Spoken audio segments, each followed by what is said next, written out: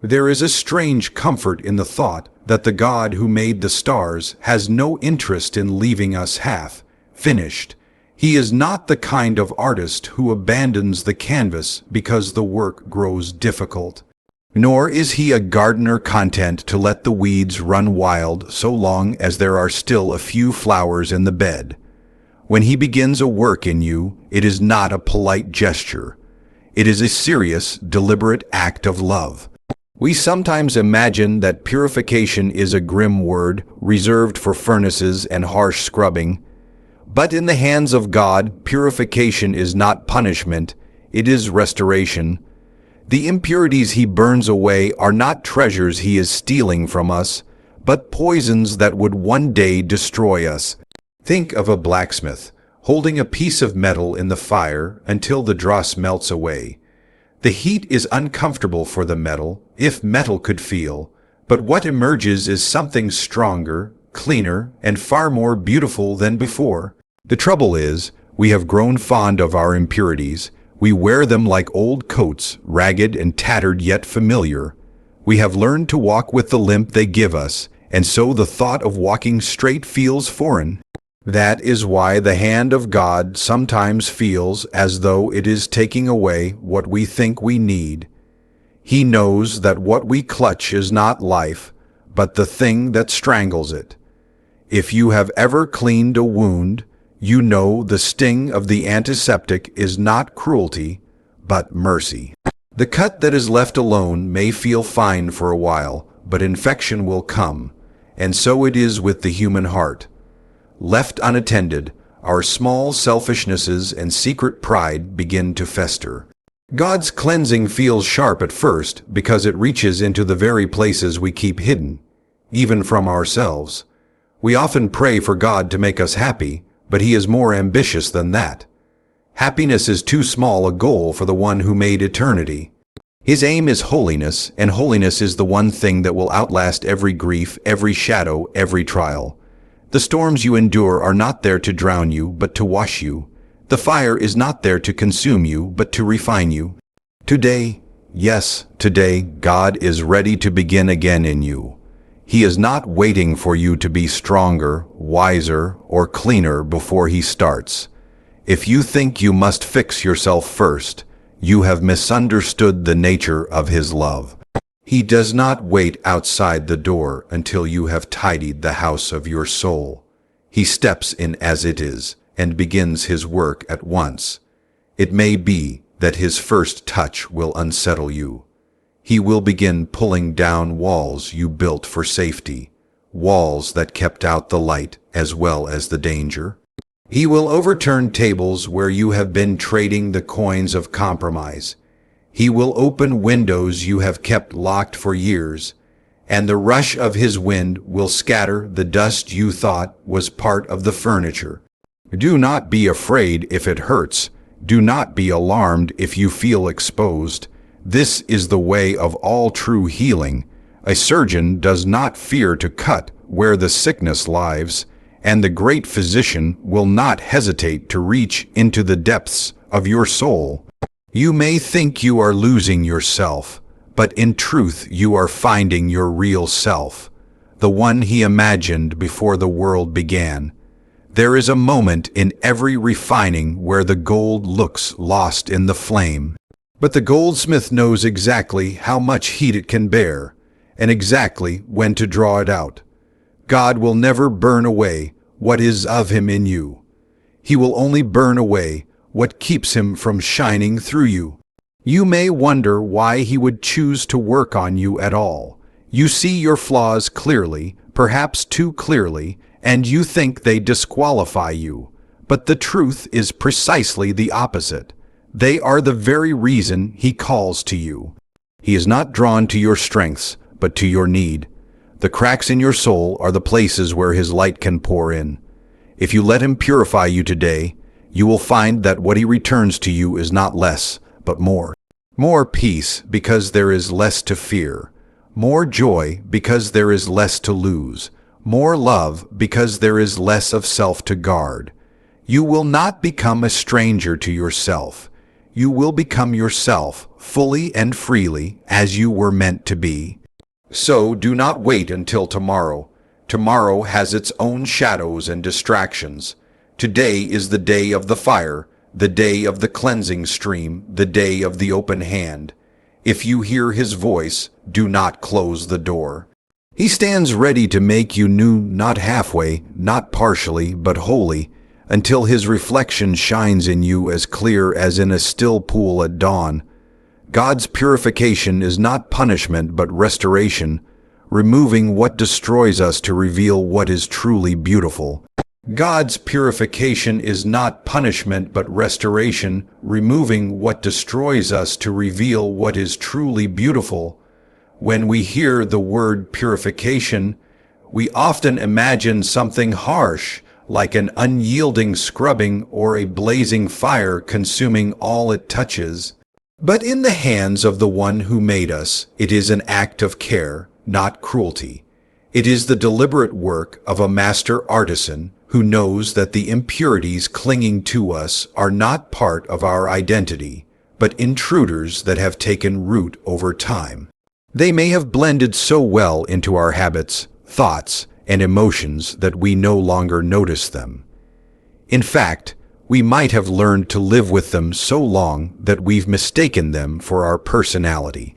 Yet God sees the difference between the person He designed and the damage that life, choices, and sin have added. His aim is to separate the two with precision, to draw out the beauty that was always meant to shine through. It is not unlike the work of a skilled restorer who takes an old, soot-covered painting and begins, layer by layer, to remove the grime that has dulled its colors. At first, the canvas may look beyond hope, but as each careful stroke of solvent clears away years of damage, hidden details begin to emerge. What seemed lost was always there. It only needed the right hands to reveal it. God works the same way in us, seeing what others cannot see, patiently uncovering the true self He placed within us from the beginning.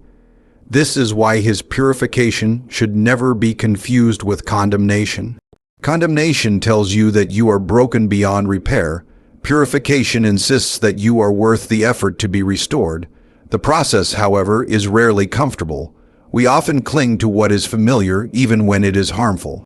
Old patterns of thinking, deep-seated fears, and quiet resentments become like war, knout furniture in the home of our soul, unsightly and broken, but so much a part of the room that we forget they are not supposed to be there.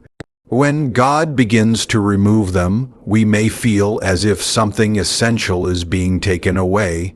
We may even resist, mistaking His cleansing hand for a destructive one, but He is not taking away what makes us whole. He is removing what makes us weak, bitter, restless, or blind. Consider how gold is refined. The goldsmith places it into intense heat, not to harm it, but to melt away the dross, the waste material that cannot stay if the gold is to be pure. The fire does not invent the value in the gold, it exposes it. Without the fire, the impurities would remain, mingled with the precious metal, weakening it. So too with us, the trials we face, the moments of conviction, the situations that bring our flaws to light. These are not signs of divine cruelty, but of divine craftsmanship. The same God who allows the fire controls its temperature. He knows exactly what must be burned away and exactly how much heat we can endure. And purification is not merely about stripping away what is bad. It is also about making room for what is good. A vessel cannot be filled with fresh water if it is still holding onto muddy, stagnant water. God's work in us is to empty us of what poisons our hearts, so He can pour in what will nourish them. Peace cannot dwell where fear rules, joy cannot flourish where bitterness has rooted, love cannot thrive where selfishness occupies the space. In His wisdom, God knows that the best way to bless us is to free us from the things we have grown accustomed to but which ultimately rob us of life. We may ask why this process must happen at all. Could God not simply cover our flaws and leave them there, hidden under a cloak of grace? Yet to do so would be to leave the rot beneath the floorboards. Eventually, it would weaken the whole structure. Grace is not a disguise for our brokenness. It is the means by which God repairs it. True grace does not say, "I will love you despite your wounds and leave them as they are." True grace says, "I will love you so much that I will heal your wounds, even if it costs me time, patience, and pain." And that is precisely what God offers, a restoration so complete that even the scars become part of the beauty. We often underestimate the depth of what He is doing because we measure ourselves by outward behavior, while He measures by the condition of the heart. A person may appear calm and kind on the outside, yet carry envy or pride like a secret weight inside. God's purification reaches deeper than what anyone else can see. He is not content with surface adjustments. He aims for the root. This means that He will sometimes disturb the soil of our lives, bringing hidden things to the surface so they can be dealt with. Just as a gardener must pull weeds up by the roots, so he must go deep to ensure they never return. This depth of work is why purification can feel like loss. It can feel like being undone. But what is really happening is transformation. The selfish impulses, the harsh words, the quiet compromises, they do not vanish simply by willpower. They are drawn out by the steady, unrelenting love of God. He will not stop until the reflection of His nature is visible in us, just as a silversmith will not stop polishing until he can see his own face in the silver. In this way, every act of purification is an act of value. He does not waste His effort on what He does not prize. If He is working in you, it is because He sees something worth restoring, and that something is not a vague idea of who you could be. It is the very person He envisioned before the world began. The real you is not the sum of your sins or the product of your past. The real you is the one God designed in purity, joy, and love, and purification is simply the unveiling of that creation. Though the process may be slow, though it may at times feel unbearable, it is always purposeful. The one who refines is not experimenting, He is perfecting, and when He removes what destroys us, He does so not to leave us empty, but to make room for the fullness of life He has always intended us to have. The end of His work is beauty that cannot be tarnished, a strength that cannot be shaken, and a heart that beats in rhythm with His own. He does not wait for us to be ready. He begins His work in us as we are. He does not wait for us to be ready. He begins His work in us as we are. This is one of the most surprising truths about the way God deals with humanity, because we so often imagine that we must first reach a certain level of goodness, understanding, or spiritual discipline before He will take interest in us.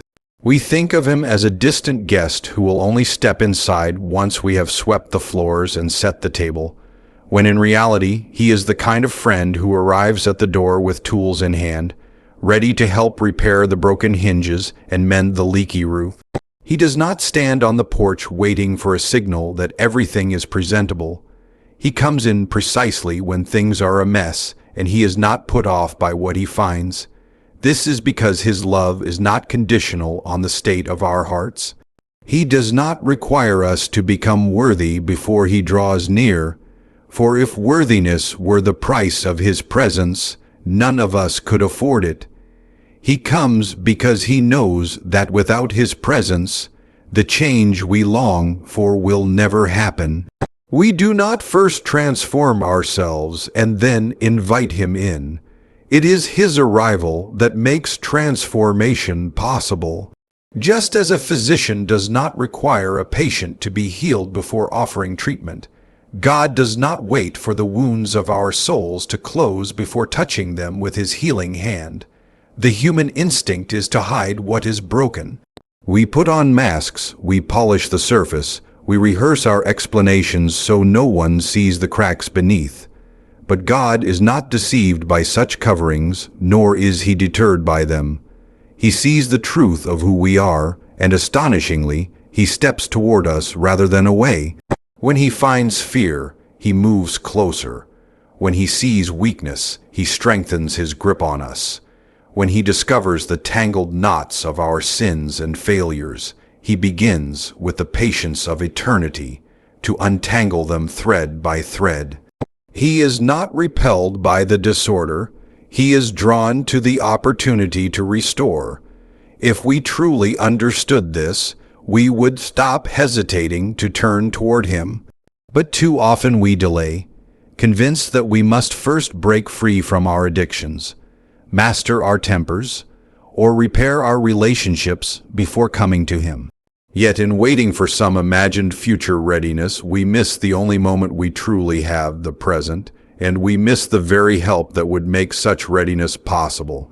God's work begins in the present moment, with the person we are right now, carrying the flaws we carry, speaking the words we speak, thinking the thoughts we think. He does not ask us to become someone else before he begins his work. He works on the person we already are. We might wonder how such a holy being could tolerate the mess of our lives. But it is important to see that his holiness is not fragile. It does not shrink away from imperfection as we might shrink from filth. His holiness is active. It reaches out, touches what is unclean, and makes it clean.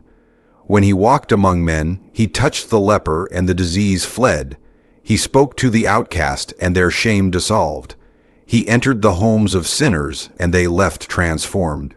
His purity is not threatened by contact with our brokenness. Rather, our brokenness is threatened by contact with his purity. And because he does not wait for us to be ready, his work often begins in ways we do not expect. A conversation with a stranger may awaken a long, buried truth. A crisis may strip away the illusions we have clung to. A quiet moment of reflection may suddenly reveal the depth of our need. In all these ways, he is already at work, planting seeds, turning the soil, clearing the rubble, even before we have consciously decided to cooperate. His love is not passive, waiting for us to initiate. It is active, moving toward us long before we are aware of it. The comfort in this is that we cannot disqualify ourselves by our current condition. The state of our hearts, no matter how cold or cluttered, does not make him turn back. He is not discouraged by our slow progress or our repeated failures.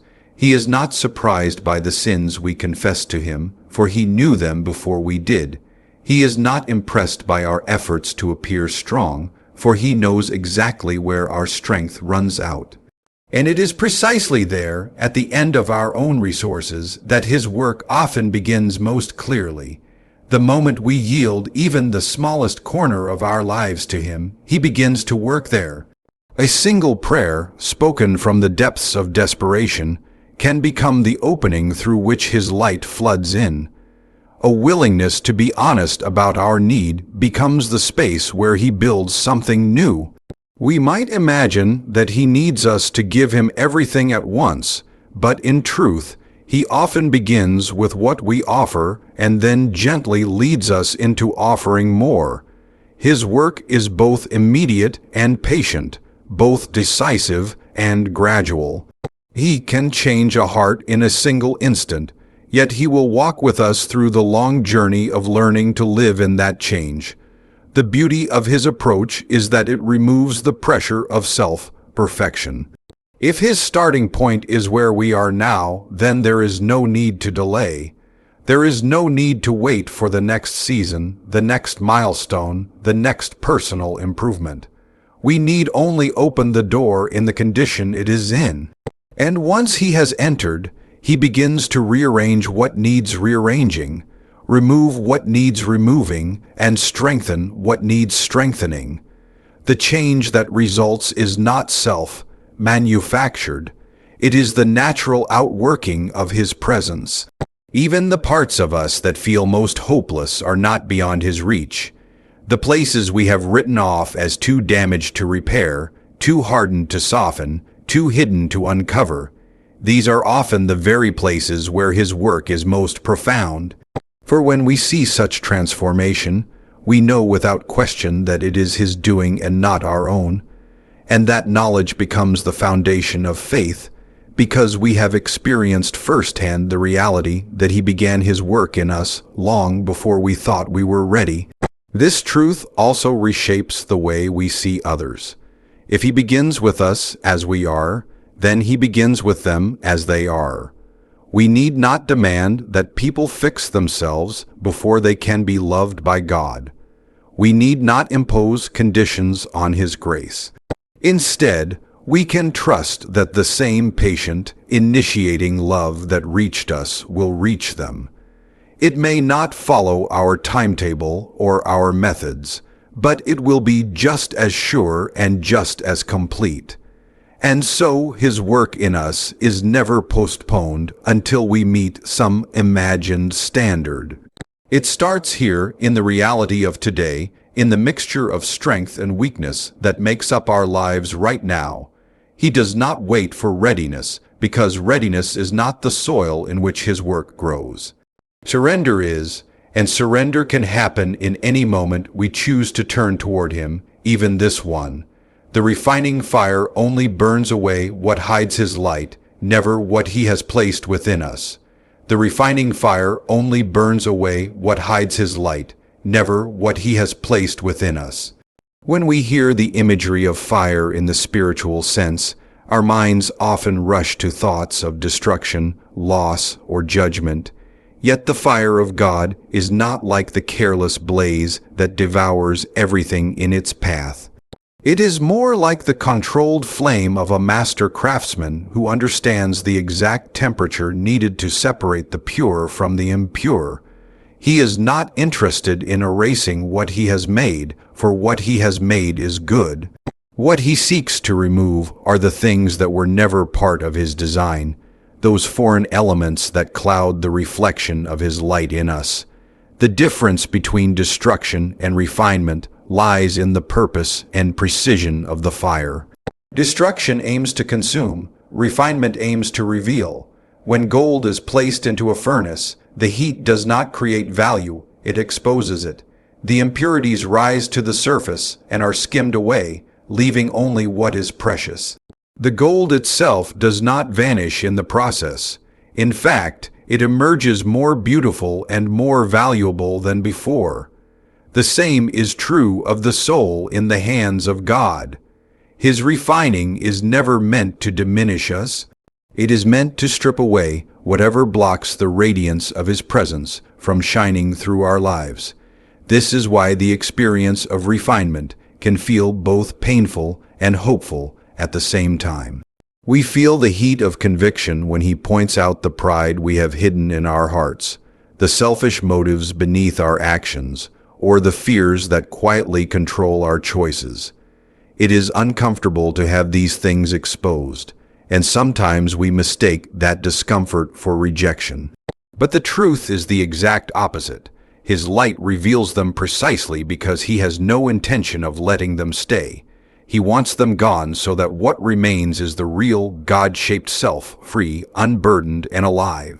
We might wonder why the process requires fire at all. Could not God simply remove the impurities without the heat? Yet, just as some metals will not release their dross until they are melted, so some attachments in our hearts will not loosen until they are brought under pressure. The heat of trials, challenges, and correction has a way of bringing hidden things to the surface. What lies deep within us, unnoticed in easy times, becomes visible in the refining fire. This is not because God delights in watching us struggle, but because He knows that without the fire, these things would remain buried, silently weakening our souls. And here is the reassurance.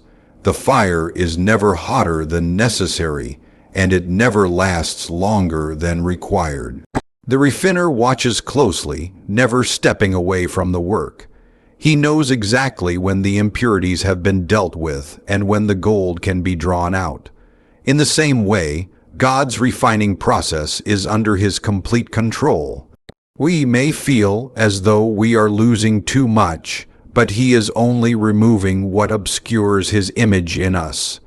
What He has placed within us, His gifts, His calling, His love, remains untouched except to be strengthened and purified. Sometimes the very things we fear losing are not truly ours to keep. We hold on to certain attitudes, habits, or relationships because they feel integral to who we are. But in truth, they may be like the layer of grime on a window that has been there so long we have forgotten the glass could ever be clear. The refining process wipes away the film, and suddenly the light streams in unhindered. At first, the brightness may feel blinding, but soon we see that it was never meant to be kept out. We also need to remember that the refining is not a one-time event. Gold is often refined multiple times to reach its highest purity. Likewise, God's work in us is ongoing. He may refine one area of our lives and then, in time, turn His attention to another.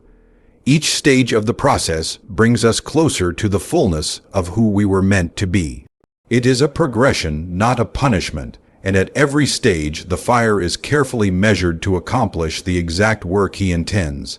The result of such refinement is a life that reflects His light more clearly. Light does not originate from the gold itself. It reflects the light that falls upon it. In the same way, our goodness is not self-generated. It is the reflection of His character, His truth, and His love in us. The more the impurities are removed, the more faithfully we reflect Him to the world around us.